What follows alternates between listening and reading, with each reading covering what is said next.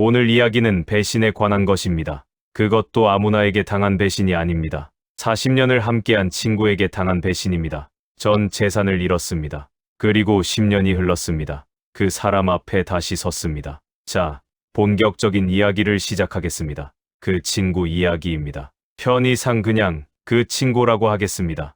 이름을 밝히면 제가 또 고소당할 수도 있으니까요. 농담입니다. 고소당할 일은 없습니다. 그 친구가 저를 고소하면 제가 더 할 말이 많거든요. 그 친구와는 국민학교 때 처음 만났습니다. 같은 반이었습니다. 첫 만남이 아직도 기억납니다. 체육 시간에 축구를 하는데 그 친구가 저한테 패스를 해줬습니다. 저는 감동받았습니다. 왜냐하면 저는 축구를 못했거든요. 아무도 저한테 패스를 안 해줬습니다. 그런데 그 친구가 해줬습니다. 물론 나중에 알고 보니 그냥 잘못 찬 거였습니다. 저한테 주려던 게 아니라 다른 애한테 주려다가 잘못 맞은 거였습니다. 하지만 저는 이미 감동받은 후였습니다. 그렇게 우정이 시작됐습니다. 잘못 찬 공 하나로 시작된 40년 우정. 지금 생각하면 시작부터 좀 이상했습니다. 뭔가 예언 같은 거였을까요? 잘못 시작된 건 잘못 끝난다는. 너무 어둡게 갔네요. 다시 밝게 가겠습니다. 어쨌든 우리는 절친이 됐습니다. 중학교도 같이 갔습니다. 고등학교도 같이 갔습니다. 공부는 둘 다 못했습니다. 대신 우정 하나는 확실했습니다. 고등학교 때 일입니다. 제가 좋아하는 여학생이 있었습니다. 고백하고 싶었는데 용기가 없었습니다. 그 친구가 말했습니다. 야, 내가 대신 고백해줄까? 저는 말했습니다. 진짜, 그래줄 수 있어.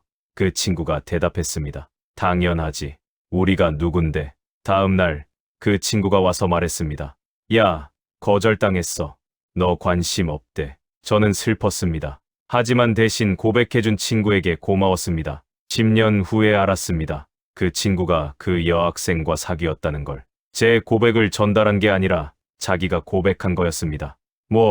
그때는 이미 저도 결혼한 후였으니까 상관없었지만요. 아내가 더 예쁘니까요. 이 부분은 아내가 들을 수도 있으니까 강조하겠습니다. 아내가 훨씬 더 예쁩니다. 어쨌든 이런 일들이 있었는데도 저는 그 친구를 의심하지 않았습니다. 순진했던 거죠. 아니면 바보였던 거죠. 둘 중 하나입니다.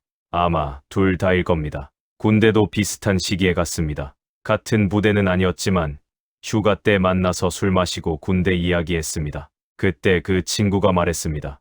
야, 우리 전역하면 같이 사업하자. 저는 눈을 빛내며 말했습니다. 그래. 그 사업은 물론 하지 않았습니다. 전역하고 나서 각자 취직하느라 바빴거든요. 그리고 그게 다행이었습니다. 그때 사업했으면 더 일찍 망했을 테니까요. 결혼도 비슷한 시기에 했습니다. 제가 먼저 했고 그 친구가 6개월 후에 했습니다. 서로 결혼식 축가를 불러줬습니다. 둘 다 노래를 못했습니다. 하객들이 고통스러워했습니다. 하지만 우리는 감동받았습니다. 우정의 힘이었습니다. 아이들도 비슷한 시기에 태어났습니다. 서로 아이들 돌잔치에 갔습니다. 선물도 주고받았습니다. 명절 때마다 인사했습니다. 가족끼리 여행도 갔습니다. 40년입니다. 40년이면 인생의 절반이 넘습니다. 그 세월 동안 쌓인 것들이 있습니다. 수많은 추억이 있습니다. 함께 웃은 시간이 있습니다. 함께 운 시간도 있습니다. 그래서 믿었습니다. 그 믿음이 문제였습니다. 그날은 평범한 날이었습니다. 아니, 평범하다고 생각했던 날이었습니다. 그 친구에게서 전화가 왔습니다. 목소리가 좀 이상했습니다. 평소보다 밝았습니다. 너무 밝았습니다. 지금 생각하면 그게 신호였습니다. 뭔가 부탁할 게 있을 때 사람들은 목소리가 밝아집니다. 영업사원처럼요. 야, 요즘 어떻게 지내? 밥 한번 먹자. 오랜만에 연락이었습니다. 반가웠습니다. 당연히 좋다고 했습니다. 만나서 소주를 마셨습니다. 옛날 이야기를 했습니다. 웃었습니다. 분위기가 좋았습니다. 그런데 어느 순간부터 그 친구 표정이 달라졌습니다. 뭔가 할 말이 있는 표정이었습니다. 야, 사실 부탁할 게 있어서 그래. 역시. 그냥 밥 먹자는 게 아니었습니다. 하지만 40년 친구잖아요. 당연히 들어줘야죠. 뭔데? 말해봐. 사업을 좀 하려고 하는데 자금이 부족해. 은행에서 대출을 받으려는데 보증인이 필요해. 보증. 그 단어를 듣는 순간 뭔가 이상했습니다. 머릿속에서 경고음이 울렸습니다. 아내가 평소에 했던 말이 떠올랐습니다. 보증은 절대 서면 안 돼. 친구도 안 돼. 가족도 안 돼. 절대로. 하지만 그 경고음은 금방 사라졌습니다. 눈앞에 40년 친구가 있었으니까요. 금액이 얼마나 되는데 그 친구가 금액을 말했습니다. 적지 않았습니다. 아니, 솔직히 말하면 많았습니다. 저의 전 재산에 육박하는 금액이었습니다. 그거 좀 많은데. 야, 걱정 마. 사업 잘 될 거야. 6개월이면 갚을 수 있어. 아니, 3개월이면 될 수도 있어. 자신감이 넘쳤습니다. 눈이 반짝였습니다. 저는 그 눈빛에 속았습니다. 그래도 그게, 야, 우리 40년 친구잖아. 내가 너 속이겠어. 초등학교 때부터 알고 지낸 사이잖아. 초등학교. 그 단어가 나왔습니다. 추억이 떠올랐습니다. 함께한 40년이 떠올랐습니다. 그리고 마음이 약해졌습니다. 아내한테 말해봐야 하는데, 야, 형수님한테 말하면 당연히 안 된다고 하지. 이건 우리 둘만 아는 거야. 형수님 걱정시킬 필요 없어. 금방 갚을 거니까. 지금 생각하면 이게 두 번째 경고음이었습니다. 아내에게 비밀로 하라니. 정상적인 일이면 비밀로 할 이유가 없잖아요. 하지만 그때는 그 생각을 못했습니다. 집에 돌아왔습니다. 아내에게 말할까 말까 고민했습니다. 그리고 결국 말했습니다. 비밀로 하는 게 더 찝찝했거든요. 아내의 반응은 예상대로였습니다. 뭐라고? 보증. 절대 안 돼. 근데 40년 친구잖아. 40년이 문제가 아니야. 보증 서면 안 된다고 몇 번을 말했어. TV에서도 맨날 나오잖아. 보증 잘못 썼다가 패가 망신한 사람들. 우리 친구가 그럴 리 없어. 그 친구 성격 알잖아. 성격이 문제가 아니라 상황이 문제야. 사업이 망하면 어떡해. 그 사람이 일부러 안 갚는 게 아니라 갚을 능력이 없어지면 어떡하냐고. 아내 말이 맞았습니다. 100% 맞았습니다. 지금 생각하면 아내는 예언자였습니다. 하지만 저는 귀를 닫았습니다. 40년 우정이 이성을 마비시켰습니다. 당신은 그 친구를 몰라서 그래. 믿을 수 있는 사람이야. 아내가 한숨을 쉬었습니다. 길게 쉬었습니다. 그리고 말했습니다. 당신이 그렇게까지 말하면 알았어. 하지만 나중에 후회해도 나는 모른다. 걱정 마. 후회 안 해. 후회했습니다. 아주 많이 후회했습니다. 평생 후회했습니다. 도장을 찍었습니다. 서류에 사인했습니다. 그 친구는 연신 고맙다고 했습니다. 야, 진짜 고마워. 평생 이 은혜 안 잊을게. 사업 성공하면 한턱 크게 쏠게. 그래, 잘해. 걱정 마. 6개월 안에 갚을게. 아니, 3개월. 두고 봐. 그 친구는 자신감에 차 있었습니다. 저도 덩달아 기분이 좋아졌습니다. 친구 사업이 잘 되면 저도 기쁘니까요. 그렇게 헤어졌습니다. 그리고 일상으로 돌아갔습니다. 1개월이 지났습니다. 연락이 왔습니다. 사업 잘 되고 있어. 걱정 마. 2개월이 지났습니다. 연락이 왔습니다. 순조로워. 곧 좋은 소식 있을 거야. 3개월이 지났습니다. 연락이 없었습니다. 4개월이 지났습니다. 제가 먼저 연락했습니다. 전화를 안 받았습니다. 5개월이 지났습니다. 계속 연락했습니다. 계속 안 받았습니다. 6개월이 지났습니다. 번호가 바뀌었습니다. 이상하다고 생각했습니다. 하지만 설마 했습니다. 40년 친구인데. 설마. 그러던 어느 날 은행에서 연락이 왔습니다. 손님, 대출금 상환기일이 지났습니다. 언제 상환하시겠습니까? 네, 무슨 대출이요? 저는 대출 받은 적 없는데요. 손님께서 보증을 서신 대출입니다. 채무자분과 연락이 되지 않아 보증인이신 손님께 연락드립니다. 머리가 하얘졌습니다. 손이 떨렸습니다. 전화기를 떨어뜨릴 뻔했습니다. 잠깐만요. 그 사람 연락이 안 된다고요? 네, 등록된 연락처로 연락이 되지 않고 주소지에도 계시지 않습니다. 도망쳤습니다. 그 친구가 도망쳤습니다. 전화를 끊고 그 친구에게 연락했습니다. 당연히 안 됐습니다. 집으로 찾아갔습니다. 이사를 갔습니다. 어디로 갔는지 아는 사람이 없었습니다. 사업체에 갔습니다. 문이 닫혀 있었습니다. 폐업 신고가 되어 있었습니다. 완전히 사라졌습니다. 흔적도 없이 40년 친구가, 초등학교 때부터 함께한 친구가 나를 버리고 도망쳤습니다. 집에 돌아와서 아내에게 말했습니다. 아내는 아무 말도 하지 않았습니다. 그것 봐. 내가 뭘 했어 라고 할 줄 알았는데 안 했습니다. 그냥 저를 안아줬습니다. 그리고 울었습니다. 저도 울었습니다. 한참을 울었습니다. 울음이 그치고 나서 현실을 직시해야 했습니다. 보증 금액을 갚아야 했습니다. 집을 팔았습니다. 저축을 모두 꺼냈습니다. 퇴직금도 당겨 썼습니다. 그래도 부족했습니다. 빚이 남았습니다. 전 재산을 잃고도 빚이 남았습니다. 아이들에게 말해야 했습니다. 말하기 싫었지만 해야 했습니다. 아이들은 원망했습니다. 아빠, 왜 그런 걸 했어? 왜 그렇게 쉽게 믿었어? 할 말이 없었습니다. 그들 말이 맞았으니까요. 가족이 무너지는 것 같았습니다. 아내와 싸웠습니다. 아이들과 멀어졌습니다. 집안의 웃음이 사라졌습니다. 하지만 가장 힘든 것은 돈이 아니었습니다. 가장 힘든 것은 배신당했다는 사실 그 자체였습니다. 내가 그렇게 믿었던 사람이, 40년을 함께한 사람이 나를 이렇게 버릴 수 있다는 것. 밤마다 잠을 이루지 못했습니다. 눈을 감으면 그 친구 얼굴이 떠올랐습니다. 같이 웃던 기억이 스쳐 지나갔습니다. 술 마시며 인생을 이야기하던 밤들이 생각났습니다. 그리고 분노가 치밀었습니다. 어떻게 나에게 이럴 수 있지? 복수를 꿈꿨습니다. 그 친구를 찾아서 똑같이 해주고 싶었습니다. 아니, 더하게 해주고 싶었습니다. 하지만 찾을 수가 없었습니다. 완전히 증발했습니다. 1년이 지났습니다. 분노는 줄어들지 않았습니다. 2년이 지났습니다.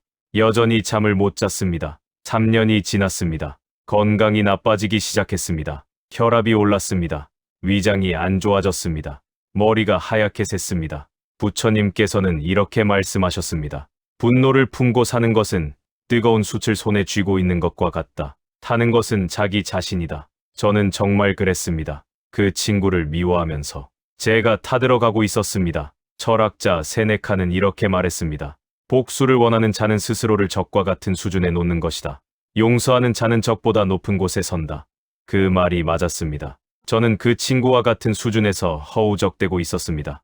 미움과 분노의 늪에서 빠져나오지 못하고 있었습니다. 그 친구는 어디선가 살고 있었을 것입니다. 새 삶을 시작했을 것입니다. 죄책감에 시달리고 있을 수도 있고 뻔뻔하게 잘 살고 있을 수도 있습니다. 그런데 저는 아직도 그 자리에 있었습니다. 배신당한 그 순간에 멈춰 있었습니다. 누가 더 불쌍합니까? 저였습니다. 5년이 지났습니다. 어느 날 문득 생각이 바뀌었습니다. 계기가 있었습니다. 손주가 태어났습니다. 딸이 아이를 낳았습니다. 손주를 안았습니다. 작고 따뜻했습니다. 그 순간 깨달았습니다. 이 아이가 자라는 것을 봐야겠다. 이 아이와 함께하는 시간을 만들어야겠다. 그러려면 건강해야 한다. 분노의 시간을 낭비하면 안 된다. 부처님께서는 이렇게 말씀하셨습니다. 집착을 내려놓으면 자유로워진다. 자유로워지면 행복해진다. 저는 그 친구에 대한 집착을 내려놓기로 했습니다. 아니, 정확히 말하면 그 친구를 마음에서 놓아주기로 했습니다. 쉽지 않았습니다. 하루아침에 되지 않았습니다. 분노가 올라올 때마다 스스로에게 말했습니다. 이건 나를 위한 거야. 저 사람을 위한 게 아니야. 나를 자유롭게 하는 거야. 철학자 에픽테토스는 이렇게 말했습니다. 우리를 괴롭히는 것은 일 자체가 아니라 그 일에 대한 우리의 생각이다. 돈을 잃은 것은 사실입니다. 배신당한 것도 사실입니다. 그것은 바꿀 수 없습니다. 하지만 그것 때문에 남은 인생까지 망치느냐? 그것은 제가 선택할 수 있습니다. 저는 선택했습니다. 다시 일어서기로, 새로 시작하기로, 남은 인생을 분노에 낭비하지 않기로, 조금씩 변하기 시작했습니다. 아내와 다시 대화하기 시작했습니다.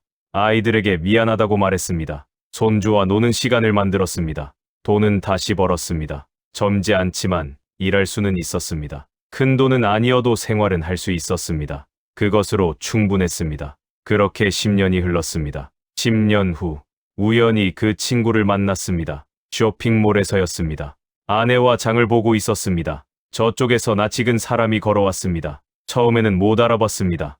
많이 늙었습니다. 머리가 하얗게 샜습니다. 허리가 굽어 있었습니다. 초라했습니다. 눈이 마주쳤습니다. 그 친구도 저를 알아봤습니다. 멈칫했습니다. 도망가려는 것 같았습니다. 10년 동안 이 순간을 상상했습니다. 수천 번 상상했습니다. 이 순간이 오면 무슨 말을 할까? 주먹을 휘두를까? 소리를 지를까? 온갖 상상을 했습니다. 하지만 막상 그 앞에 서니 아무 감정이 없었습니다. 분노 없었습니다. 미움 없었습니다. 슬픔 그것도 없었습니다. 그냥 아무것도 없었습니다. 마치 모르는 사람을 보는 것 같았습니다. 그 친구가 먼저 말했습니다. 미안해. 정말 미안해. 목소리가 떨렸습니다. 할 말이 없어. 죽을 죄를 지었어. 고개를 숙였습니다. 저는 그 얼굴을 봤습니다. 주름이 깊었습니다. 눈가가 떨리고 있었습니다. 10년 동안 이 사람도 편하지 않았구나. 그 생각이 들었습니다. 저는 이렇게 말했습니다. 알았어. 그리고 돌아섰습니다.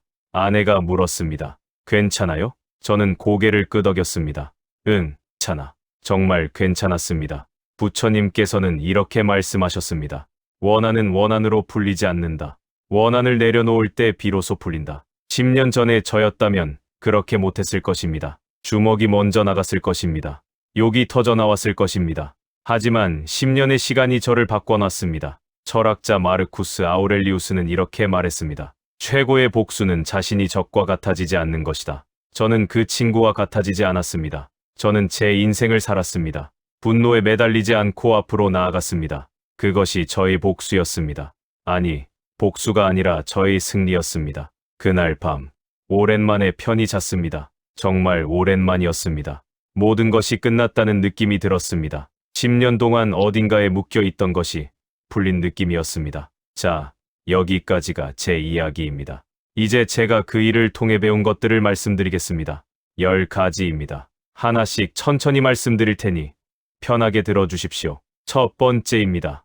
믿는 것과 의존하는 것은 다릅니다. 저는 그 친구를 믿었습니다. 하지만 돌아보면 의존했던 것 같습니다. 40년 친구니까 괜찮겠지. 그 사람이 나를 속이겠어. 그런 믿음 아닌 의존이었습니다. 생각해보면 저는 판단을 하지 않았습니다. 상황을 따져보지 않았습니다. 그냥 40년 친구니까라는 이유 하나로 모든 것을 넘겼습니다. 그것은 믿음이 아니라 맹목이었습니다. 부처님께서는 이렇게 말씀하셨습니다. 자기 자신을 등불로 삼아라. 남에게 의지하지 말라. 법을 등불로 삼아라. 다른 것에 의지하지 말라. 남을 믿는 것은 좋습니다. 하지만 내 인생을 남에게 맡기는 것은 다른 문제입니다. 보증을 선다는 것은 내 인생의 일부를 그 사람에게 맡기는 것입니다. 그것은 믿음이 아닙니다. 무모함입니다. 철학자 칸트는 이렇게 말했습니다. 내 의지의 준칙이 보편적인 법칙이 될 수 있도록 행동하라. 만약 모든 사람이 친구의 보증을 선다면 어떻게 될까요? 세상은 아수라장이 될 것입니다. 그러니 그것은 보편적인 법칙이 될 수 없습니다. 저는 예외라고 생각했습니다. 우리 우정은 특별하니까. 하지만 세상에 예외는 없습니다. 특별한 우정도 돈 앞에서는 무력할 수 있습니다. 살아가시면서 기억하십시오. 누군가를 믿는 것과 내 전부를 맡기는 것은 완전히 다른 일입니다. 마음은 주되 지갑은 닫으십시오. 정이 있되 냉정함을 잃지 마십시오. 그것이 오래가는 관계의 비결입니다. 두 번째입니다. 배신한 사람은 이미 떠났습니다. 하지만 여러분은 아직 거기 있습니다. 저는 5년 동안 그 자리에 있었습니다. 아니, 10년 가까이 있었습니다. 그 친구는 떠났는데 저는 배신당한 그 순간에 머물러 있었습니다. 분노와 미움의 감옥에 스스로를 가뒀습니다. 그 친구는 어디선가 새 인생을 살고 있었습니다. 힘들었겠지요. 죄책감에 시달렸겠지요. 하지만 그래도 그 사람의 시간은 흘렀습니다. 새로운 일이 생기고 새로운 사람을 만났습니다. 그런데 저는요. 저의 시간은 멈춰 있었습니다. 5년 전, 10년 전 그날에 멈춰서 같은 장면을 반복 재생하고 있었습니다. 매일 밤 그 장면을 떠올렸습니다. 매일 아침 그 분노를 되새겼습니다. 부처님께서는 이렇게 말씀하셨습니다. 과거에 연연하는 자는 과거의 노예가 된다. 현재를 사는 자만이 자유롭다. 저는 과거의 노예였습니다. 배신당한 그 순간의 노예였습니다. 자유롭지 못했습니다. 철학자 에리 프롬은 이렇게 말했습니다. 사랑의 반대는 미움이 아니다. 무관심이다. 미움도 일종의 집착입니다. 미워하는 동안 그 사람은 제 머릿속에 살아 있었습니다. 잊지 못하고 미워하는 것. 그것도 관계입니다. 병든 관계입니다. 진정으로 끝내려면 무관심해져야 합니다. 그 사람이 잘 되든 못 되든 상관없어지는 것. 그것이 진짜 끝입니다. 제가 10년 후 그 친구 앞에서 아무 감정이 없었던 것. 그게 바로 끝이었습니다. 저는 드디어 자유로워진 것입니다. 세 번째입니다. 돈은 다시 벌 수 있습니다. 하지만 마음의 평화는 한 번 잃으면 찾기 어렵습니다. 전 재산을 잃었을 때 세상이 무너지는 것 같았습니다. 평생 모은 돈이 한순간에 사라졌습니다. 그 절망감은 겪어보지 않으면 모릅니다. 하지만 돌아보면요. 돈보다 더 큰 것을 잃었습니다. 마음의 평화를 잃었습니다. 잠을 잃었습니다. 웃음을 잃었습니다. 가족과의 행복한 시간을 잃었습니다. 분노에 빠져 있는 동안 저는 정말 많은 것을 놓쳤습니다. 아이들의 중요한 순간을 놓쳤습니다. 아내와의 소중한 시간을 놓쳤습니다. 그때 그 시간은 다시 돌아오지 않습니다. 부처님께서는 이렇게 말씀하셨습니다. 재물을 쌓아두어도 그것이 행복을 보장하지 않는다. 마음이 평온해야 비로소 행복하다. 저는 돈이 있을 때도 행복하지 않았습니다. 항상 더 벌어야 한다는 생각, 노후 걱정, 자식들 걱정, 그런 것들이 머릿속을 가득 채우고 있었습니다. 돈이 있어도 불안했습니다. 돈을 잃고 나서야 깨달았습니다. 돈이 없어도 살 수 있다는 것을, 적게 먹고 적게 쓰면 된다는 것을, 그리고 그게 오히려 더 편하다는 것을. 철학자 에피쿠로스는 이렇게 말했습니다. 단순한 것으로 만족하는 사람이 가장 부유하다. 지금 저는 많은 것을 가지고 있지 않습니다. 작은 집에 살고, 소박하게 먹고, 필요한 것만 삽니다. 하지만 마음은 평화롭습니다. 잠을 잘 잡니다. 웃을 수 있습니다. 그것이면 충분합니다. 네 번째입니다. 모든 사람을 의심하라는 게 아닙니다. 하지만 모든 사람을 무조건 믿지도 마십시오. 40년 친구에게 배신당하고 나서 저는 한동안 아무도 믿지 못했습니다. 모든 사람이 수상해 보였습니다. 다 나를 이용하려는 것 같았습니다. 누군가 친절하게 다가오면 뭔가 노리는 게 있구나 생각했습니다. 하지만 그것도 병입니다. 세상에는 좋은 사람도 많습니다. 저를 도와준 사람들도 있었습니다. 진심으로 걱정해준 사람들도 있었습니다. 그런 사람들마저 의심하면 안 됩니다. 부처님께서는 이렇게 말씀하셨습니다. 중도를 걸어라. 극단은 모두 고통이다. 모두를 믿는 것도 극단입니다. 아무도 안 믿는 것도 극단입니다. 그 가운데를 걸어야 합니다. 사람을 보고 상황을 보고 판단해야 합니다. 철학자 아리스토텔레스는 이렇게 말했습니다. 덕은 양극단의 중간에 있다. 너무 믿는 것도 덕이 아닙니다. 너무 안 믿는 것도 덕이 아닙니다. 적절하게, 상황에 맞게, 그것이 지혜입니다. 한 가지 기준을 드리겠습니다. 상대방이 나에게 뭔가를 요구할 때, 특히 돈과 관련된 것을 요구할 때, 그때는 한 발 물러서서 생각하십시오. 이 사람이 나를 이용하려는 건 아닐까? 아무리 가까운 사이라도 그런 의심이 나를 지켜줍니다. 5번째입니다. 가족은 끝까지 남습니다. 친구는 떠날 수 있습니다. 40년 친구가 떠났을 때 아내는 남았습니다. 아이들은 남았습니다. 원망도 했습니다. 다툼도 있었습니다. 하지만 끝까지 함께 했습니다. 아내는 저를 떠날 수도 있었습니다. 그럴 자격이 있었습니다. 자기 말을 안 듣고 보증을 선 것은 저였으니까요. 하지만 떠나지 않았습니다. 함께 무너지더라도 함께 하겠다고 했습니다. 그것이 가족입니다. 저는 그때 깨달았습니다. 진짜 중요한 사람이 누구인지를. 피를 나눈 사람, 한 지붕 아래 사는 사람, 매일 얼굴을 마주하는 사람, 그들이 진짜입니다. 부처님께서는 이렇게 말씀하셨습니다. 가까이 있는 사람을 소홀히 하면서 멀리 있는 사람을 찾지 말라. 저는 그랬습니다. 가족보다 친구를 더 신경 썼습니다. 아내의 말보다 친구의 말을 더 들었습니다. 가족은 당연히 거기 있을 거라고 생각했습니다. 그 결과가 이것이었습니다. 철학자 장자는 이렇게 말했습니다. 가까운 물이 먼 불을 끄지 못한다. 아무리 오랜 친구라도 정작 힘들 때 도움이 안 될 수 있습니다. 오히려 친구가 화제의 원인이 될 수도 있습니다. 하지만 가족은 다릅니다. 가장 힘들 때 가장 가까이에 있습니다. 저는 이제 가족에게 집중합니다. 아내와 더 많은 시간을 보냅니다. 아이들에게 더 관심을 갖습니다. 손주들과 놀아줍니다. 그것이 저의 진짜 인생입니다. 6번째입니다. 후회는 아무것도 바꾸지 못합니다. 하지만 교훈은 남길 수 있습니다. 저는 후회를 많이 했습니다. 정말 많이 했습니다. 왜 보증을 섰을까? 왜 아내 말을 안 들었을까? 왜 그렇게 순진했을까? 밤마다 자책했습니다. 그때 다르게 했으면, 그 전화를 안 받았으면, 도장을 안 찍었으면. 하지만 후회한다고 돈이 돌아오나요? 시간이 돌아오나요? 아무것도 돌아오지 않습니다. 후회는 나를 더 힘들게 할 뿐입니다. 부처님께서는 이렇게 말씀하셨습니다. 지나간 것은 이미 지나갔다. 그것을 붙잡으려 하지 말라. 앞으로 갈 길을 보라. 저는 후회 대신 교훈을 얻기로 했습니다. 다시는 보증을 서지 않겠다. 돈 문제에서는 냉정하겠다. 아내의 말에 더 귀 기울이겠다. 그런 교훈들을 마음에 새겼습니다. 철학자 소크라테스는 이렇게 말했습니다. 성찰하지 않는 삶은 살 가치가 없다. 저는 성찰했습니다.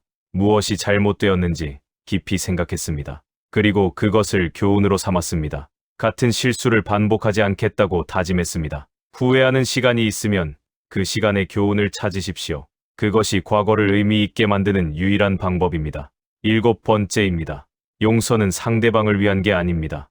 나를 위한 것입니다. 저는 오랫동안 용서하지 못했습니다. 용서하면 지는 것 같았습니다. 그 친구가 한 짓을 인정하는 것 같았습니다. 그 친구가 편해지는 것 같았습니다. 절대 용서할 수 없다고 생각했습니다. 하지만 용서하지 않는 동안 누가 힘들었을까요? 그 친구가 아니었습니다. 저였습니다. 저만 계속 분노하고 미워하고 힘들어했습니다. 그 친구는 제가 용서하든 안 하든 자기 삶을 살고 있었습니다. 부처님께서는 이렇게 말씀하셨습니다. 남을 용서하는 순간 자신의 감옥에서 풀려나는 것이다. 저는 감옥에 있었습니다. 분노라는 감옥, 미움이라는 감옥. 그 감옥에서 나오려면 용서해야 했습니다. 상대방을 위해서가 아니라 나를 위해서. 철학자 한나 아렌트는 이렇게 말했습니다. 용서 없이는 우리는 과거에 영원히 묶여 있을 것이다. 용서한다는 것은 잊는다는 것이 아닙니다. 그 일이 괜찮았다고 인정하는 것도 아닙니다. 다만 그것에 대한 감정적 집착을 내려놓는 것입니다. 더 이상 그것 때문에 괴로워하지 않겠다고 선언하는 것입니다. 저는 선언했습니다. 더 이상 그 일로 괴로워하지 않겠다고. 그리고 자유로워졌습니다. 8번째입니다. 인생에서 가장 큰 재산은 마음의 평화입니다. 돈을 잃고 나서야 알았습니다. 돈이 전부가 아니라는 것을, 돈보다 더 중요한 것이 있다는 것을. 잠을 못 자면서 100억을 가진들 무슨 소용입니까? 마음이 불안하면서 대기업을 가진들 무슨 의미가 있습니까? 매일 분노하면서 금고에 금을 쌓아둔들 무슨 가치가 있습니까? 결국 중요한 것은 마음이 편안한가입니다. 오늘 하루를 웃으며 보냈는가입니다. 사랑하는 사람과 함께 했는가입니다. 부처님께서는 이렇게 말씀하셨습니다. 건강은 최고의 이익이고, 만족은 최고의 재산이며, 신뢰는 최고의 친척이고, 열반은 최고의 행복이다. 만족이 최고의 재산입니다. 지금 가진 것에 만족할 수 있으면 그것이 부자입니다. 100억이 있어도 불만족하면 가난한 사람입니다. 1000억이 있어도 마음이 편치 않으면 빈곤한 사람입니다. 철학자 노자는 이렇게 말했습니다. 족함을 아는 자는 부유하다. 저는 이제 족함을 압니다. 작은 집이지만 비바람을 막아줍니다. 소박한 밥상이지만 배를 채워줍니다. 가족이 있고 건강이 있습니다. 그것으로 충분합니다.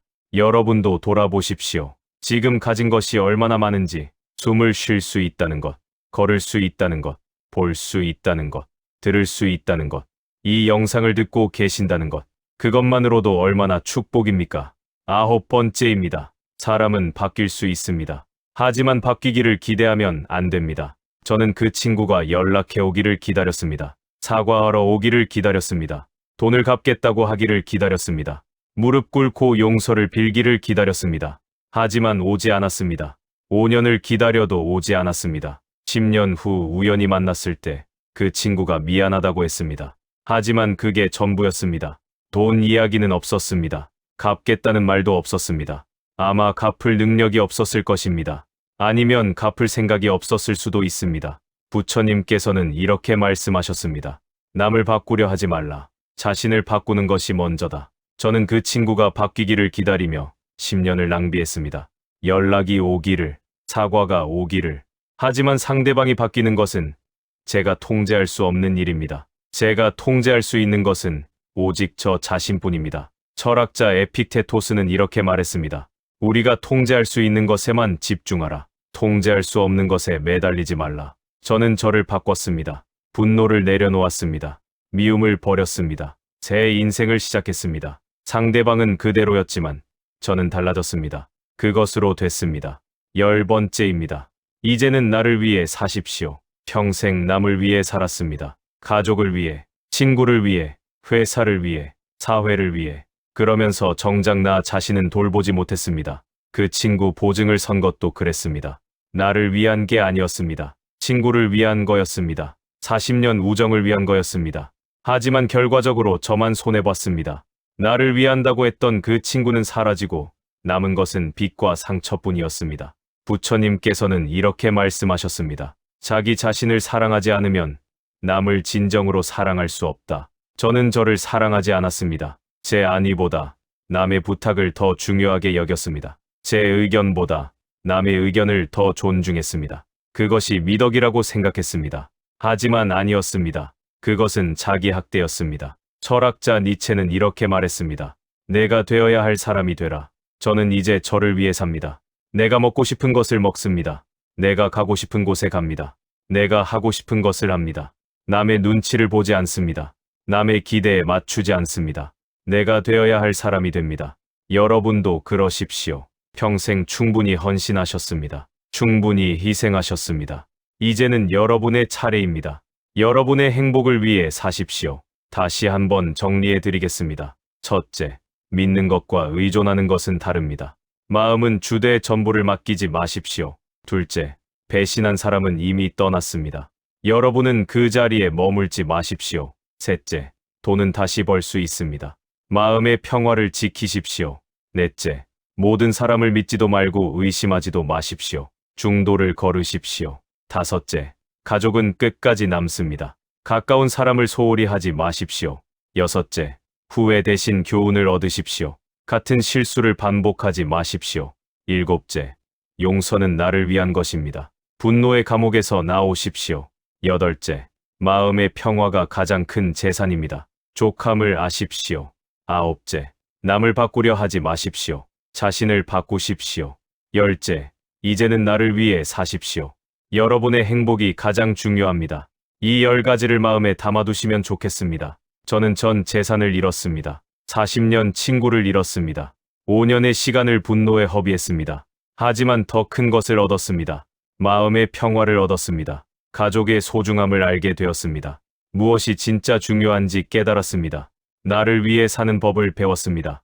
만약 그 일이 없었다면 저는 아직도 허덕이고 있었을 것입니다. 더 벌어야 한다며, 더 모아야 한다며, 남의 눈치를 보면서, 자기 자신은 돌보지 않으면서 부처님께서는 이렇게 말씀하셨습니다. 고통을 통하지 않고는 깨달음에 이를 수 없다. 저는 고통을 겪었습니다. 그리고 그 고통이 저를 깨우쳤습니다. 지금 저는 예전보다 덜 가졌습니다. 하지만 예전보다 더 행복합니다. 그것으로 됐습니다. 철학자 공자는 이렇게 말했습니다. 아침에 도를 들으면 저녁에 죽어도 좋다. 저는 도를 들었습니다. 인생의 이치를 알았습니다. 무엇이 중요한지 알았습니다. 이제 죽어도 여한이 없습니다. 물론 더 살고 싶습니다. 가족과 함께, 행복하게. 하지만 더 이상 두렵지 않습니다. 삶도 죽음도 잠시 쉬어가겠습니다. 지금까지 이야기가 좀 무거웠죠. 배신, 고통, 분노, 이런 이야기들 듣기 힘드셨을 수도 있습니다. 하지만 이제부터는 조금 더 밝은 이야기를 하겠습니다. 그 일 이후에 제가 어떻게 살고 있는지, 어떻게 행복을 찾았는지 그런 이야기입니다. 그 전에 하나 더 고백하겠습니다. 웃긴 이야기입니다. 그 친구 만나고 집에 돌아온 날 밤이었습니다. 10년 만에 만나고 알았어. 한마디 하고 돌아선 그날 밤 아내가 물었습니다. 정말 그게 다야? 아무것도 안 했어. 응. 때리지도 않고? 응. 욕하지도 않고? 응. 아내가 저를 뚫어지게 쳐다봤습니다. 그리고 말했습니다. 당신 많이 컸네. 저는 웃었습니다. 아내도 웃었습니다. 그런데 그날 밤 잠들기 전에 아내가 또 말했습니다. 근데 솔직히 한 대 쳤으면 좋았을 텐데. 저도 솔직히 말했습니다. 나도. 우리 둘 다 웃었습니다. 한참을 웃었습니다. 지금 생각해도 웃깁니다. 10년 동안 분노하고 미워하고 복수를 꿈꾸다가 막상 만나니까 아무것도 안 한 거잖아요. 알았어. 한마디 하고 끝. 무슨 드라마 같잖아요. 아니, 드라마였으면 최소한 한 대는 쳤을 거예요. 하지만 그게 좋았습니다. 한 대 쳤으면 제가 더 후회했을 거예요. 법적 문제도 생겼을 거고. 그냥 알았어. 하고 끝낸 게 최선이었습니다. 그리고 솔직히 말하면 그 친구 모습을 보니까 때릴 마음도 안 들었어요. 너무 초라했거든요. 불쌍해 보였어요. 10년 동안 마음속에서 키워온 원수와 너무 달랐어요. 마음속 원수는 잘 먹고 잘 살고 있을 거라고 생각했는데 실제로는 저보다 더 힘들어 보였어요. 그래서 더 허탈했는지도 몰라요. 이 사람 때문에 10년을 분노했는데 이 사람도 10년 동안 고생했구나. 우리 둘 다 바보였구나. 자, 이제 조금 더 깊이 이야기해 보겠습니다. 배신에 대해 다시 생각해 봅시다. 사람은 왜 배신을 할까요? 악해서 그럴까요? 나쁜 사람이어서 그럴까요? 물론 그런 경우도 있겠지요. 하지만 대부분은 그렇지 않습니다. 그 친구를 생각해 봅니다. 40년 친구. 분명 저를 진심으로 아끼는 마음이 있었을 것입니다. 처음부터 속이려고 보증을 부탁한 건 아니었을 것입니다. 사업이 잘 되리라 믿었을 것입니다. 갚을 수 있으리라 생각했을 것입니다. 하지만 사업이 망했습니다. 빚더미에 올랐습니다.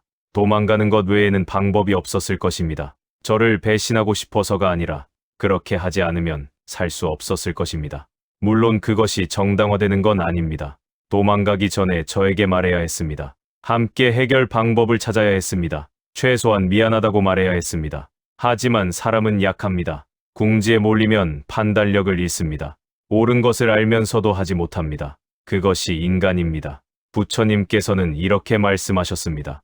모든 중생은 고통에서 벗어나고자 한다. 그 방법이 잘못되었을 뿐이다. 그 친구도 고통에서 벗어나고 싶었을 것입니다. 빚의 고통, 실패의 고통, 그 고통에서 벗어나려고 도망쳤을 것입니다. 방법이 잘못되었을 뿐입니다. 이렇게 생각하니 조금 마음이 편해집니다. 그 친구가 처음부터 저를 속이려 했다면 용서하기 어려웠을 것입니다. 하지만 상황에 떠밀려서 그랬다면, 약해서 그랬다면 용서가 조금 쉬워집니다. 철학자 스피노자는 이렇게 말했습니다. 인간의 행동을 비웃거나 한탄하거나 저주하지 말고 이해하려고 노력하라. 저는 이해하려고 노력했습니다. 그 친구의 입장에서 생각해 보려고 했습니다. 그랬더니 분노가 줄어들었습니다. 미움이 사라졌습니다. 남은 것은 연민이었습니다. 그 친구도 힘들었겠구나. 괴로웠겠구나. 두려웠겠구나. 도망치면서 얼마나 비참했을까. 10년 동안 얼마나 죄책감에 시달렸을까. 그런 생각이 들었습니다. 신뢰에 대해 다시 생각해 봅시다. 저는 그 친구를 믿었습니다. 40년 친구니까. 하지만 돌아보면 저는 제가 만들어낸 이미지를 믿은 것이었습니다. 제 머릿속에 그 친구는 의리 있고 정직하고 신뢰할 수 있는 사람이었습니다. 하지만 실제 그 친구는 달랐을 수 있습니다. 아니, 상황에 따라 달라질 수 있는 사람이었습니다. 모든 사람은 상황에 따라 달라집니다. 평소에는 좋은 사람도 궁지에 몰리면 변합니다. 돈 앞에서는 누구나 변할 수 있습니다. 그것이 인간의 본성입니다. 부처님께서는 이렇게 말씀하셨습니다. 모든 것은 조건에 따라 생겨나고 조건에 따라 사라진다. 신뢰도 그렇습니다. 좋은 조건에서는 신뢰가 유지됩니다. 하지만 조건이 바뀌면 신뢰도 바뀔 수 있습니다. 그것을 몰랐습니다. 철학자 데카르트는 이렇게 말했습니다. 확실하지 않은 것을 확실하다고 믿지 말라. 저는 그 친구의 신뢰를 확실하다고 믿었습니다. 하지만 그것은 확실한 것이 아니었습니다. 40년 동안 검증되지 않은 것이었습니다. 평화로운 시기에는 신뢰가 유지되었을 뿐입니다. 진짜 시험대에 오른 적이 없었습니다. 이제는 압니다. 사람을 믿되 과신하지 말아야 합니다. 특히 돈이 걸린 문제에서는 더욱 그렇습니다. 아무리 오래된 친구라도 예외가 없습니다. 가족도 마찬가지입니다. 우정에 대해 다시 생각해 봅시다. 40년 우정이 한순간에 무너졌습니다. 그 우정은 진짜였을까요? 가짜였을까요? 저는 오랫동안 가짜였다고 생각했습니다. 처음부터 나를 이용하려 했던 것이라고, 40년 동안 속고 살았다고, 그렇게 생각하니 더 분했습니다. 하지만 이제는 다르게 생각합니다. 그 우정은 진짜였습니다. 적어도 그 순간순간에는 진짜였습니다. 함께 웃고 울었던 것, 서로 의지했던 것, 그것들은 진짜였습니다. 다만 우정도 영원하지 않습니다. 상황이 바뀌면 우정도 바뀝니다. 돈 문제가 끼어들면 우정도 흔들립니다. 그것이 현실입니다. 부처님께서는 이렇게 말씀하셨습니다. 모든 만남에는 헤어짐이 있다.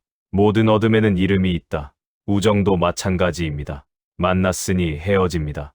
얻었으니 잃습니다. 40년 우정도 예외가 아니었습니다.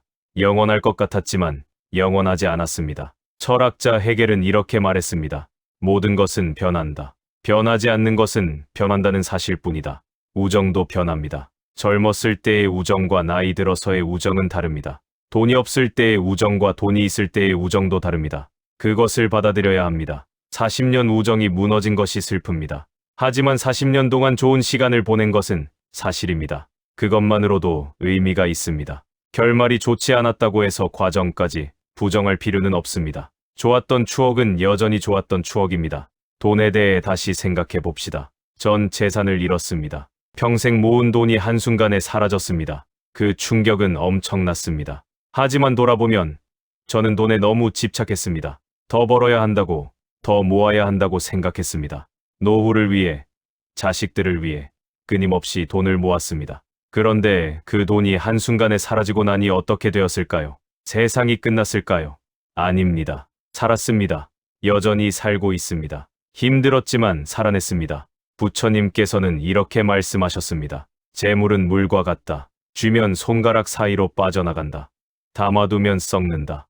돈을 쥐려고 했습니다. 하지만 빠져나갔습니다. 처음에는 억울했습니다.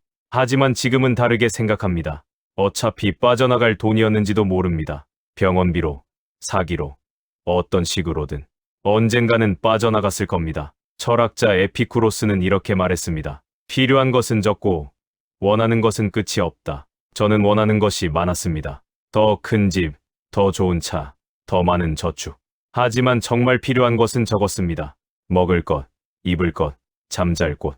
그것만 있으면 살 수 있습니다. 돈을 잃고 나서야 깨달았습니다. 저는 필요 이상으로 많은 것을 원했습니다. 그리고 그것 때문에 스트레스 받고 불안해했습니다. 이제는 필요한 것만 원합니다. 그러니 마음이 편합니다. 가족에 대해 다시 생각해 봅시다. 돈을 잃었을 때 가족이 힘들어했습니다. 아내는 울었습니다. 아이들은 원망했습니다. 가정이 흔들렸습니다. 저는 미안했습니다. 가족에게 피해를 줬으니까요. 제 어리석음 때문에 가족 모두가 고생했으니까요. 하지만 동시에 감사했습니다. 그래도 곁에 있어줬으니까요. 친구는 떠났습니다. 하지만 가족은 남았습니다. 힘들 때 옆에 있어준 것은 가족이었습니다. 함께 울어준 것도, 함께 이겨내준 것도 가족이었습니다. 아내는 이렇게 말했습니다. 다시 시작하면 돼. 돈은 다시 벌면 돼. 우리가 함께면 뭐든 할 수 있어. 그 말이 저를 살렸습니다. 부처님께서는 이렇게 말씀하셨습니다. 진정한 보물은 멀리 있지 않다. 가까이에서 찾아라. 저는 멀리서 찾았습니다. 친구에게서, 사업에서, 돈에서 가치를 찾으려 했습니다. 하지만 진정한 보물은 가까이에 있었습니다. 아내, 아이들, 손주들. 그들이 저의 진정한 보물이었습니다. 철학자 장자크 루소는 이렇게 말했습니다. 가장 행복한 사람은 자기 집에서 평화를 찾는 사람이다. 저는 이제 집에서 평화를 찾습니다. 아내와 조용히 차를 마십니다. 손주들과 놀아줍니다. 가족들과 함께 밥을 먹습니다. 특별한 것 없이 그냥 함께 있습니다. 그것이 저의 행복입니다. 자기 자신에 대해 다시 생각해 봅시다. 평생 남을 위해 살았습니다. 부모님을 위해, 아내를 위해, 자식들을 위해, 친구들을 위해. 정작 저 자신은 뒷전이었습니다. 내가 뭘 좋아하는지도 몰랐습니다. 내가 뭘 원하는지도 몰랐습니다. 그냥 남들이 원하는 대로 살았습니다. 남들이 기대하는 대로 살았습니다. 그 친구 보증을 선 것도 그랬습니다. 저를 위한 게 아니었습니다. 친구를 도와주려는 것이었습니다. 하지만 그 결과 제가 망했습니다. 부처님께서는 이렇게 말씀하셨습니다. 자기 자신을 가장 먼저 구원하라. 그래야 남도 구원할 수 있다. 비행기에서 산소 마스크가 떨어지면 어떻게 하라고 합니까? 자기 것부터 먼저 쓰라고 합니다. 내가 살아야 남도 도울 수 있습니다. 자기를 희생하면서 남을 돕는 것은 결국 둘 다 죽게 만듭니다. 철학자 미셸 푸코는 이렇게 말했습니다. 자기 자신을 돌보는 것은 이기적인 것이 아니라 필수적인 것이다. 저는 이기적이라는 말이 싫었습니다. 남을 위해 살아야 좋은 사람이라고 생각했습니다. 하지만 지금은 다르게 생각합니다. 나를 돌보는 것은 이기적인 게 아닙니다. 생존입니다. 이제는 저를 먼저 생각합니다. 내가 먼저 행복해야 가족도 행복합니다. 내가 먼저 건강해야 가족도 돌볼 수 있습니다. 그것을 깨달았습니다. 시간에 대해 다시 생각해 봅시다. 10년이 흘렀습니다. 그 사건 이후 10년. 길었습니다. 힘들었습니다.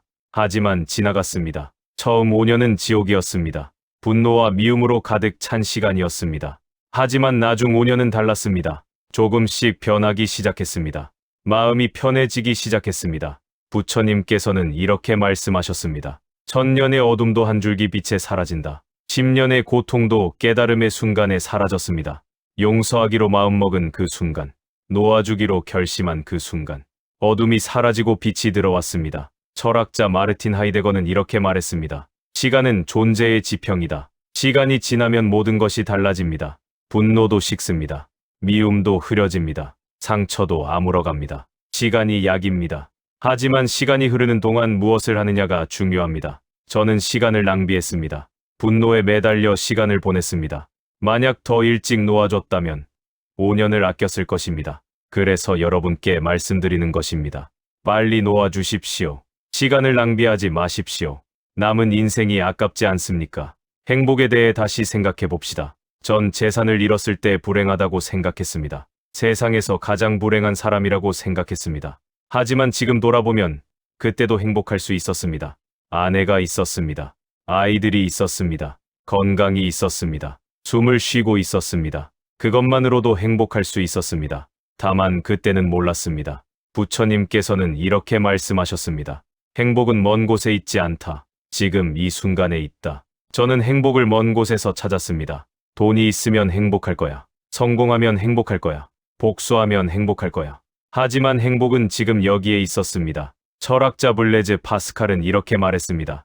인간의 모든 불행은 자기 방에서 조용히 머물 줄 모르는 데서 온다. 저는 조용히 머물지 못했습니다. 끊임없이 더 많은 것을 원했습니다. 끊임없이 밖에서 행복을 찾았습니다. 하지만 행복은 안에 있었습니다. 조용히 머무는 것, 지금 이 순간에 감사하는 것, 그것이 행복이었습니다. 이제는 압니다. 행복은 조건이 아닙니다. 마음의 상태입니다. 아무것도 없어도 행복할 수 있습니다. 모든 것을 가져도 불행할 수 있습니다. 마음 먹기에 달렸습니다. 삶에 대해 다시 생각해 봅시다. 저는 그 사건 이후 많은 것을 잃었습니다. 돈을 잃었습니다. 친구를 잃었습니다. 시간을 잃었습니다. 하지만 더 많은 것을 얻었습니다. 지혜를 얻었습니다. 무엇이 중요한지 알게 되었습니다. 어떻게 살아야 하는지 알게 되었습니다. 마음의 평화를 얻었습니다. 부처님께서는 이렇게 말씀하셨습니다. 고통은 스승이다. 고통을 통해 깨달음에 이른다. 그 고통이 없었다면 저는 깨닫지 못했을 것입니다. 여전히 돈에 집착하고 남의 눈치를 보고 자기 자신은 돌보지 않으며 살았을 것입니다. 고통이 저를 깨웠습니다. 철학자 알베르 카미는 이렇게 말했습니다. 삶의 의미는 삶 자체에 있다. 저는 이제 삶 자체를 즐깁니다.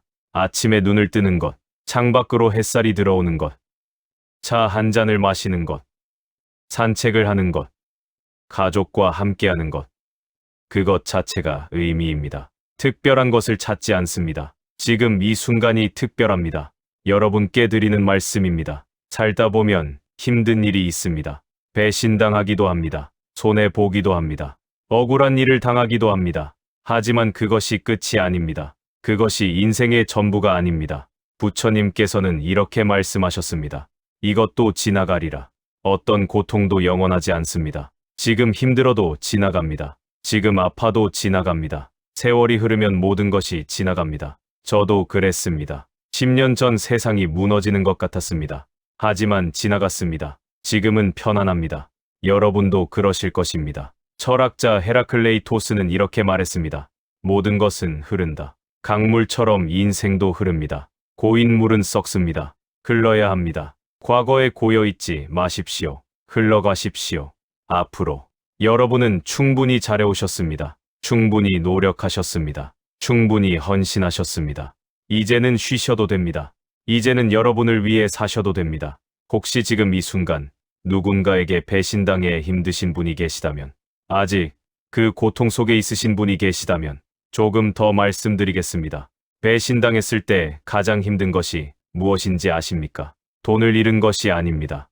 믿음을 잃은 것입니다. 세상을 믿었는데 그 믿음이 무너진 것입니다. 사람을 믿었는데 그 믿음이 배신당한 것입니다. 그래서 더 힘듭니다. 앞으로 누구를 믿어야 하나? 세상에 믿을 사람이 있기는 한가? 그런 생각이 듭니다. 저도 그랬습니다. 한동안 아무도 믿지 못했습니다. 새로운 사람을 만나면 경계부터 했습니다. 속으로 생각했습니다. 이 사람도 나를 배신하지 않을까? 이 사람도 뭔가 목적이 있는 거 아닐까? 하지만 그렇게 살면 안 됩니다. 그것은 또 다른 감옥입니다. 불신이라는 감옥에 자신을 가두는 것입니다. 부처님께서는 이렇게 말씀하셨습니다. 한 사람이 나를 속였다고 해서 세상 모든 사람을 의심하지 말라. 그것은 자신을 벌하는 것이다. 그 친구가 저를 배신했습니다. 하지만 그것은 그 친구의 문제입니다. 모든 사람의 문제가 아닙니다. 세상에는 여전히 좋은 사람이 있습니다. 믿을 수 있는 사람이 있습니다. 철학자 임마누엘 레비나스는 이렇게 말했습니다. 타인의 얼굴에서 우리는 무한한 책임을 본다. 모든 사람이 나를 배신하는 것이 아닙니다. 어떤 사람은 진심으로 저를 대합니다. 어떤 사람은 책임감 있게 행동합니다. 그런 사람들까지 의심하면 안 됩니다. 시간이 지나면서 저도 다시 사람을 믿게 되었습니다. 물론 예전처럼 무조건 믿지는 않습니다. 하지만 사람을 보고 판단합니다. 좋은 사람은 믿습니다. 나쁜 사람은 멀리합니다. 그것이 중도입니다. 또 한 가지 말씀드리고 싶습니다. 배신당한 후에 자책하지 마십시오. 저도 그랬습니다. 왜 보증을 섰을까? 왜 그렇게 바보같이 믿었을까? 내 자식이다. 내가 어리석었다. 끊임없이 자책했습니다. 하지만 그것도 자신을 해치는 것입니다. 상대방이 저를 한번 배신했다면 자책은 저 스스로를 계속 배신하는 것입니다. 부처님께서는 이렇게 말씀하셨습니다. 자신을 비난하지 말라. 자신을 사랑하는 것이 모든 치유의 시작이다. 보증을 선 것은 좋은 마음에서 나온 것입니다. 친구를 도우려는 마음, 40년 우정을 지키려는 마음, 그것 자체는 나쁜 것이 아닙니다. 다만 상대방이 그 마음을 저버린 것입니다. 철학자 칼 융은 이렇게 말했습니다. 상처 입은 치유자가 가장 훌륭한 치유자다. 상처를 받았다고 해서 잘못된 것이 아닙니다. 상처를 통해 배우면 됩니다. 그 상처가 여러분을 더 지혜롭게 만들 것입니다. 더 강하게 만들 것입니다. 자책하지 마십시오. 여러분은 잘못한 것이 아닙니다. 상대방이 잘못한 것입니다. 그리고 하나 더, 복수를 꿈꾸지 마십시오. 저도 꿈꿨습니다. 그 친구를 찾아서 응징하고 싶었습니다. 똑같이 당하게 해주고 싶었습니다. 밤마다 복수를 상상했습니다. 아주 자세하게 상상했습니다. 하지만 복수는 해답이 아닙니다. 복수해도 잃은 것이 돌아오지 않습니다. 오히려 더 많은 것을 잃을 수 있습니다. 부처님께서는 이렇게 말씀하셨습니다. 복수는 두 개의 무덤을 판다. 하나는 적을 위한 것이고 하나는 자신을 위한 것이다. 복수하려다가 자신도 망칩니다. 법적인 문제가 생길 수도 있습니다. 건강을 해칠 수도 있습니다. 가족에게 피해를 줄 수도 있습니다. 철학자 프랜시스 베이컨은 이렇게 말했습니다. 복수를 행하는 자는 적과 동등해지고 복수를 넘어서는 자는 적보다 우월해진다. 저는 복수하지 않았습니다. 그 친구를 만났을 때 아무것도 하지 않았습니다. 그냥 돌아섰습니다. 그것이 저의 승리였습니다. 적보다 우월해진 것입니다. 여러분도 그러십시오. 복수의 에너지를 낭비하지 마십시오. 그 에너지를 자신을 위해 쓰십시오. 더 행복해지는 데 쓰십시오. 마지막으로 희망을 말씀드립니다. 지금 힘드시더라도 좋은 날이 옵니다. 반드시 옵니다. 저도 그랬습니다. 10년 전 세상이 무너진 것 같았습니다. 앞이 보이지 않았습니다. 미래가 없는 것 같았습니다. 하지만 지금은 다릅니다. 평화롭습니다. 행복합니다. 가족과 함께 웃습니다. 손주들이 저를 보고 달려옵니다. 그 모습을 보면 세상 부러울 게 없습니다. 부처님께서는 이렇게 말씀하셨습니다. 겨울이 지나면 봄이 온다. 밤이 지나면 낮이 온다. 고통이 지나면 평화가 온다. 여러분의 겨울도 지나갈 것입니다. 여러분의 밤도 끝날 것입니다. 봄이 옵니다. 낮이 옵니다. 기다리십시오. 포기하지 마십시오. 철학자 빅토르 프랭클은 이렇게 말했습니다. 살아야 할 이유가 있는 사람은 어떤 상황도 견딜 수 있다. 여러분에게도 살아야 할 이유가 있습니다. 가족이 있습니다. 사랑하는 사람이 있습니다. 아직 하고 싶은 일이 있습니다. 보고 싶은 것이 있습니다. 그것을 붙잡으십시오. 저는 가족을 붙잡았습니다. 아내를 위해, 아이들을 위해, 손주들을 위해 살기로 했습니다. 그것이 저를 버티게 했습니다. 여러분도 무언가를 붙잡으십시오. 그것이 여러분을 지탱해 줄 것입니다. 이제 정리하겠습니다. 40년 지기 친구에게 배신당한 이야기를 했습니다. 보증을 섰다가 전 재산을 잃었습니다. 10년 동안 분노하고 미워했습니다. 그리고 마침내 놓아줬습니다. 10년 후 그 친구를 만났고 아무 감정 없이 돌아섰습니다. 그 과정에서 깨달은 것들을 나눴습니다. 믿음과 의존은 다르다는 것. 배신한 사람은 떠났지만 나는 머물러 있었다는 것. 돈보다 마음의 평화가 중요하다는 것. 가족이 진짜 보물이라는 것. 용서는 나를 위한 것이라는 것. 그리고 이제는 나를 위해 살아도 된다는 것. 부처님 말씀과 철학자들의 지혜를 빌려 말씀드렸습니다. 하지만 결국 중요한 것은 여러분 스스로의 깨달음입니다. 제 이야기가 조금이나마 도움이 되었으면 합니다. 살다 보면 힘든 일이 있습니다. 배신도 당하고 손해도 보고 억울한 일도 겪습니다. 하지만 그것이 인생의 전부가 아닙니다. 좋은 일도 있습니다. 사랑하는 사람도 있습니다. 살아갈 이유도 있습니다. 그것을 기억하십시오. 힘들 때 기억하십시오. 이것도 지나간다고, 좋은 날이 온다고. 부처님께서는 이렇게 말씀하셨습니다. 밤이 길수록 새벽은 더 밝다. 여러분의 밤이 길었다면 이제 새벽이 올 것입니다. 밝은 새벽이 기다리십시오. 희망을 놓지 마십시오. 여러분은 혼자가 아닙니다. 부처님께서는 이렇게 말씀하셨습니다. 1000개의 촛불도 하나의 촛불에서 시작된다. 그 촛불은 결코 줄어들지 않는다. 행복도 마찬가지다. 나누면 나눌수록 커진다. 오늘 제 이야기가 여러분의 마음의 작은 촛불이 되었으면 합니다. 그 촛불이 여러분의 어둠을 밝혀주기를 바랍니다. 철학자 알랭 드 보통은 이렇게 말했습니다. 우리 모두는 외로운 존재지만 그 외로움을 나눌 때 덜 외로워진다. 오늘 제 외로움을 나눴습니다. 제 상처를 나눴습니다. 여러분도 덜 외로우셨으면 좋겠습니다.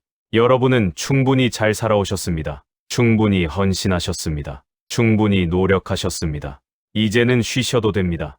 이제는 여러분을 위해 사셔도 됩니다. 그럴 자격이 있습니다. 편안한 밤 되십시오. 좋은 꿈 꾸십시오. 내일은 오늘보다 더 좋은 날이 될 것입니다. 그리고 내일 아침 새로운 마음으로 시작하십시오. 여러분은 소중한 사람입니다. 여러분은 행복할 자격이 있습니다. 그것을 잊지 마십시오. 다음에 또 좋은 이야기로 찾아뵙겠습니다. 감사합니다. 오늘 하루도 수고 많으셨습니다. 편안히 주무십시오. 그리고 기억하십시오. 이것도 지나갑니다. 모든 것이 지나갑니다. 좋은 것도, 나쁜 것도. 그러니 지금 이 순간을 소중히 여기십시오. 지금 이 순간, 여러분은 살아 있습니다. 그것만으로도 충분히 감사한 일입니다. 감사합니다. 정말 감사합니다. 잠깐, 한 가지 이야기를 더 하고 마무리하겠습니다. 제가 그 친구를 10년 후에 만났을 때 이야기를 했었죠. 쇼핑몰에서 우연히 마주쳤다고요. 그런데 그 후에 있었던 일을 아직 말씀 안 드렸습니다. 그날 집에 돌아와서 저녁을 먹었습니다. 평소와 같은 저녁이었습니다. 아내가 만든 된장찌개에 밥 한 공기, 반찬 몇 가지. 특별할 것 없는 저녁이었습니다. 그런데 그날따라 그 된장찌개가 정말 맛있었습니다. 밥알 하나하나가 느껴졌습니다. 김치가 아삭했습니다. 아내가 물었습니다. 오늘 뭐가 달라? 왜 그렇게 맛있게 먹어? 저는 웃었습니다. 그냥 맛있어서. 정말 그랬습니다. 그냥 맛있었습니다. 특별히 달라진 건 없었습니다. 된장찌개는 늘 먹던 그 된장찌개였습니다. 하지만 제 마음이 달라졌습니다. 마음에 걸려있던 것이 풀리니까 모든 것이 다르게 느껴졌습니다. 부처님께서는 이렇게 말씀하셨습니다. 마음이 맑으면 세상이 맑게 보인다. 마음이 탁하면 세상도 탁하게 보인다. 10년 동안 제 마음은 탁했습니다. 분노로 탁했습니다. 미움으로 탁했습니다. 그래서 세상도 탁하게 보였습니다. 음식도 맛이 없었습니다. 경치도 눈에 안 들어왔습니다. 웃을 일도 없었습니다.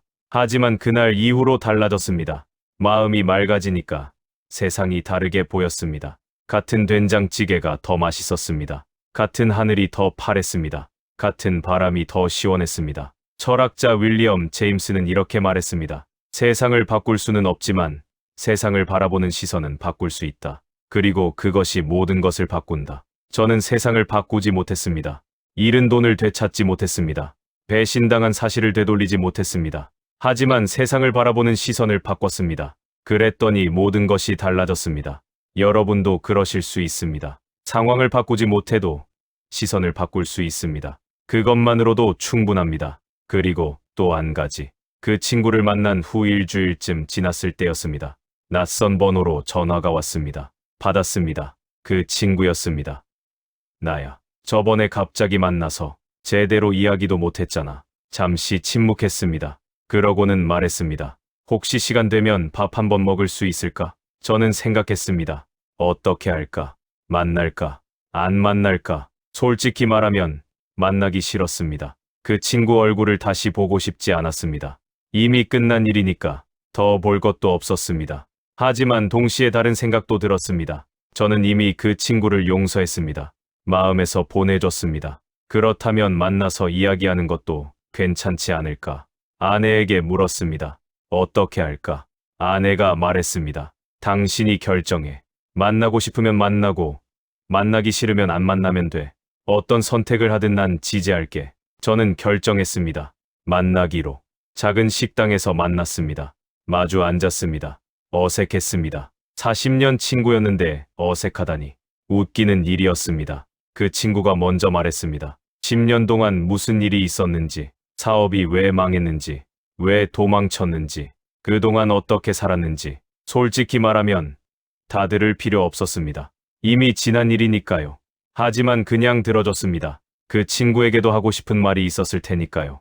한참을 이야기했습니다. 눈물도 흘렸습니다. 사과도 했습니다. 저는 대부분 듣기만 했습니다. 이야기가 끝나고 그 친구가 물었습니다. 너는 나 안 미워? 저는 대답했습니다. 미워했지. 많이 미워했어. 근데 이제는 안 미워. 왜? 나를 위해서. 그 친구가 멈칫했습니다. 이해가 안 되는 것 같았습니다. 저는 설명했습니다. 미워하는 동안 내가 힘들었다고, 분노하는 동안 내가 아팠다고, 그래서 나를 위해 놓아줬다고. 그 친구가 고개를 숙였습니다. 미안해. 정말 미안해. 알아. 우리는 밥을 먹었습니다. 밥을 먹고 헤어졌습니다. 다시 연락하자고 하지 않았습니다. 연락처도 교환하지 않았습니다. 그냥 그렇게 헤어졌습니다. 그 후로 그 친구를 본 적 없습니다. 아마 앞으로도 없을 것입니다. 그런데 이상하게도 그날 이후로 마음이 더 편해졌습니다. 쇼핑몰에서 만났을 때도 편해졌지만 그날 이후로 더 편해졌습니다. 왜 그랬을까 생각해봤습니다. 아마 완전히 끝냈기 때문인 것 같습니다. 쇼핑몰에서는 우연히 만나서 알았어 하고 끝났지만 그날은 제대로 앉아서 이야기를 들었습니다. 그 친구 이야기를 들었습니다. 그리고 제 마음도 전했습니다. 그러고 나니 정말로 끝난 느낌이 들었습니다. 부처님께서는 이렇게 말씀하셨습니다. 매듭을 풀려면 매듭이 어떻게 만들어졌는지 알아야 한다. 저는 10년 동안 매듭이 어떻게 만들어졌는지 몰랐습니다. 그 친구가 왜 그랬는지, 무슨 상황이었는지 몰랐습니다. 그날 이야기를 들으면서 알게 되었습니다. 그러니까 매듭이 풀렸습니다. 물론 모든 분들이 그렇게 해야 한다는 건 아닙니다. 배신한 사람을 다시 만날 필요는 없습니다. 이야기를 들을 필요도 없습니다. 그것은 각자의 선택입니다. 다만 저에게는 그것이 도움이 되었습니다. 완전히 끝내는데 도움이 되었습니다. 한 가지 더. 요즘 저는 어떻게 사는지 궁금하시죠? 평범합니다. 아주 평범합니다. 아침에 일어납니다. 보통 6시쯤. 나이가 드니까 일찍 눈이 떠집니다. 하하. 일어나서 창문을 엽니다. 바깥 공기를 맞습니다. 그것만으로도 기분이 좋습니다. 아내가 일어나면 같이 아침을 먹습니다. 간단하게. 죽이나 빵이나 시리얼이나. 특별한 건 없습니다. 아침을 먹고 산책을 합니다. 집 근처 공원을 한 바퀴 돕니다. 30분 정도. 천천히. 급할 것 없습니다. 산책하면서 나무도 보고 새도 봅니다. 예전에는 그런 거 볼 여유가 없었습니다. 바빴거든요. 돈 벌어야 했거든요. 하지만 지금은 볼 여유가 있습니다. 집에 돌아오면 TV도 보고 책도 읽습니다. 낮잠도 잡니다. 편합니다. 손주들이 오는 날은 더 좋습니다. 같이 놀아줍니다. 장난감 가지고 놀고, 동화책 읽어주고, 간식 만들어줍니다. 손주들이 저를 보고 할아버지 하면서 달려오는 거 있잖아요. 그게 세상에서 제일 행복한 순간입니다. 저녁에는 아내와 TV를 봅니다. 드라마도 보고 뉴스도 봅니다. 가끔 말다툼도 합니다. 뭐 드라마가 재미없다. 채널 돌리지 마라. 그런 것들로요. 하하. 하지만 그것도 행복입니다. 밤에는 일찍 잡니다. 10시쯤이면 눕습니다. 잠이 잘 옵니다. 예전에는 안 그랬는데요. 분노에 빠져 있을 때는 잠을 못 잤습니다. 하지만 지금은 잘 잡니다. 베개에 머리 대면 금방 잠듭니다. 특별할 것 없는 일상입니다. 하지만 그게 좋습니다. 평범한 게 좋습니다. 평범한 게 행복입니다. 부처님께서는 이렇게 말씀하셨습니다. 평상심이 도다. 특별한 것을 찾지 않아도 됩니다. 평범한 일상에 도가 있습니다. 평범한 하루에 행복이 있습니다. 저는 그것을 이제야 압니다. 철학자 소로는 이렇게 말했습니다. 단순하게 살라. 단순하게. 저는 단순하게 삽니다. 복잡한 것 없습니다. 큰 욕심 없습니다. 그냥 하루하루 살아갑니다. 그것으로 충분합니다. 이제 진짜 마무리하겠습니다. 오늘 이야기가 길었습니다. 40년 친구에게 배신당한 이야기, 전 재산을 잃은 이야기, 10년 동안 고통받은 이야기, 그리고 마침내 자유로워진 이야기. 여러분께 도움이 되었으면 합니다. 조금이라도 위안이 되었으면 합니다. 힘든 시간을 보내고 계신 분들께 말씀드립니다. 포기하지 마십시오. 지나갑니다. 좋은 날이 옵니다. 그리고 이미 힘든 시간을 지나온 분들께 말씀드립니다. 고생하셨습니다. 이제 여러분을 위해 사십시오. 행복하게 사십시오. 감사합니다. 오늘 하루도 수고 많으셨습니다. 편안히 주무십시오. 그리고 기억하십시오. 여러분은 소중한 사람입니다. 여러분은 사랑받을 자격이 있습니다. 여러분은 행복할 자격이 있습니다. 그것을 절대 잊지 마십시오. 다음에 또 좋은 이야기로 찾아뵙겠습니다. 감사합니다. 정말 감사합니다.